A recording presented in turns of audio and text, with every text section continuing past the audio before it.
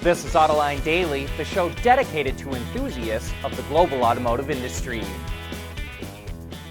U.S. politicians are watching which way the political winds are blowing, and some are backing off on efforts to fight climate change. In Virginia, Republican Governor Glenn Youngkin announced that Virginia will back out of the California EV mandate starting next year, but Democrats promised to keep the plan in place. The standard requires 35% of sales to be zero-emission vehicles by 2026 and 100% ZEV by 2035. About a dozen other states still adhere to the California standard, but Virginia will now follow the federal standards, which are not as strict. Governor Youngkin says the government shouldn't tell consumers what type of vehicle they should buy, and he also cited low demand for EVs for his decision. Last year, EVs accounted for 9% of car sales in Virginia, or slightly higher than the national average. And in New York, Democratic Governor Kathy Hochul just axed New York City's plan to start charging congestion fees to try and reduce traffic jams in the city. The city was planning to start charging $15 to drive into Manhattan starting on June 30th to help pay for improving public transportation. Hochul says she made the decision because inflation has increased the cost of living in New York, and she says the fee would have hurt middle-income people the most. Traffic jams or not, the fee was highly unpopular, so it was an easy decision for her to scrap. And no doubt about it, EVs are a political flashpoint in American politics, and as we get closer to the November presidential election, the heat will only get hotter. A group of Republican representatives and at least one senator want CATL and Gotion banned from the United States. Both companies are involved in battery plants in Michigan. CATL is helping Ford, and Gotion, which is partially owned by Volkswagen, could supply VW with batteries for its assembly plant and possibly for Scout Motors as well. The Republican group calling for the ban accused both companies of using forced labor by Uyghur people in China, which both companies deny. Now it's up to the Department of Homeland Security to determine if the companies should be banned. If they are banned, it's going to put a big dent in Ford and Volkswagen's plans to build EVs in the U.S. One of the biggest complaints against EVs is that there aren't enough public chargers and that they're not reliable. But a new study from J.D. Power shows that charging networks are actually making improvements. It found that satisfaction with public DC fast charging and level 2 charging networks was up significantly in the first quarter of this year compared to the fourth quarter of last year. EV drivers say charging speeds are up, they're easier to use, and there's more chargers available. At the same time, broken or malfunctioning chargers dropped from 71% in Q4 of last year to 59% in Q1 of this year. And while Tesla is the leader among EV charging networks, J.D. Power says the biggest gains in satisfaction were with non-Tesla networks.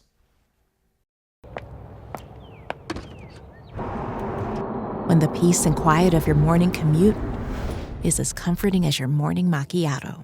That's what really matters. Bridgestone Turanza EV tires. Less noise for more quiet comfort. Autonomous vehicle startup Zoox, which is owned by Amazon, announced that it's expanding testing in the U.S.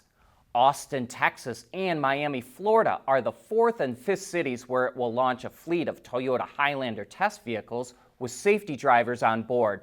That fleet will map the areas so Zoox can determine the best geofence part of the cities to deploy its robotaxis in.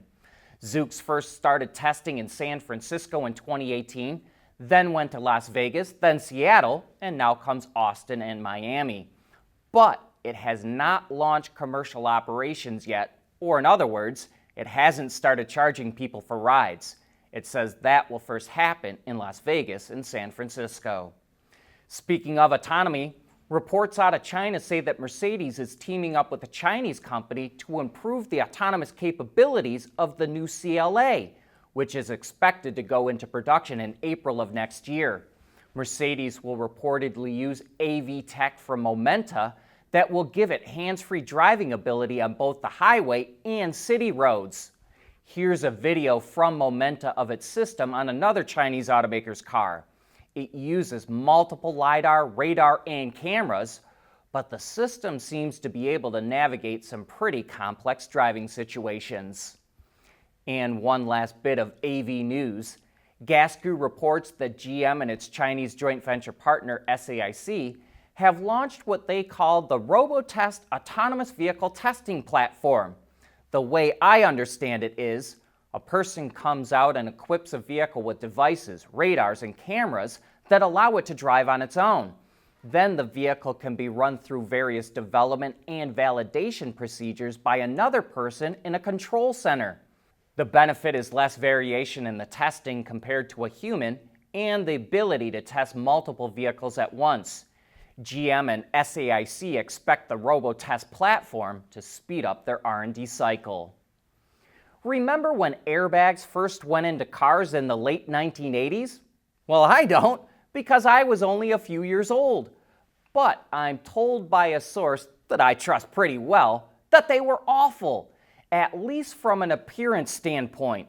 Big, ugly, and heavy. It looked like there was a shoebox in the center of the steering wheel. Designers hated them. But fast forward to today, and ZF, a sponsor of the show, has come up with an amazingly compact airbag design for steering wheels that we think designers are going to love. It actually deploys from the top rim of the steering wheel, not from the center hub. ZF says this frees up space on the center and spokes of the wheel, allowing designers to use that space for something else, like an interface similar to a smartphone. ZF recently rebranded its passive safety division as LifeTech, and this is one of the newest products since it got rebranded. A couple of years ago, Tesla made the most profit per vehicle of any automaker in the world, $9,557 to be exact. But in early 2023, it started cutting prices to offset slowing sales, first in China, then elsewhere in the world, and that really hurt its profit per unit. Now, Mercedes-Benz makes the most money per car, $8,560, and Tesla has dropped to number 3 on the list. So where does everyone else stand? Well, check out our industry report card, which has all the data on the biggest automakers in the world. You can find the video on the Autoline website or on the Autoline network on YouTube. The video is 18 minutes long, but it will give you a great understanding of how the car companies stack up against each other. The vehicle that replaces the Venza in Toyota's North American lineup is now on sale. The Crown Signia starts at just under $45,000, including destination. That's a bit more than the Venza, but it comes standard with a hybrid powertrain and all-wheel drive. The 4-cylinder engine is a 2.5-liter unit that, when paired with the electric drive system, makes 240 horsepower.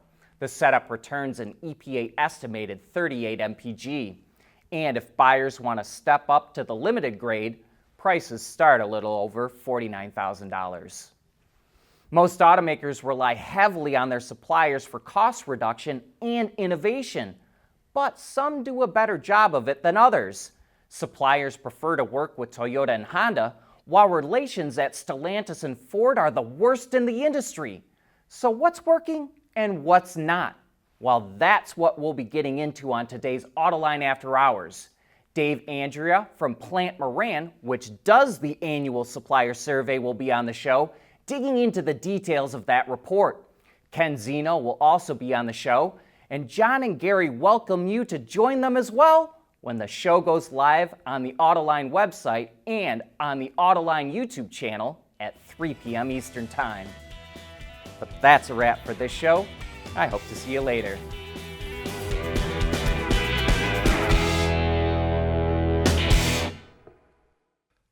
Autoline Daily is brought to you by Bridgestone, solutions for your journey. Intrepid Control Systems, over-the-air engineering boost your game. MEDC, where Michigan businesses are powering the future of mobility. Tejan Automotive Technologies, the formula for better mobility. and by ZF.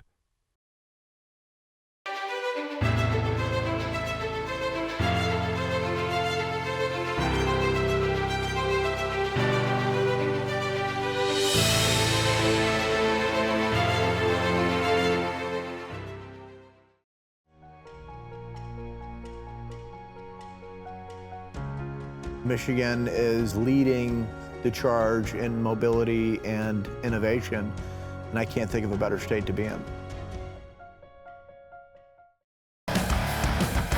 There's nothing wrong with heavy metal.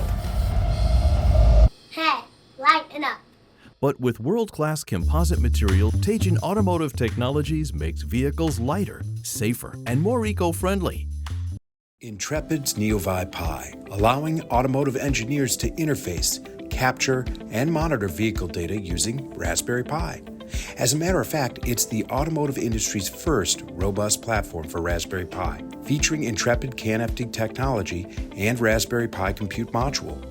The NeoVi Pi is designed for automotive environments, allowing use with relative power ranges and applications.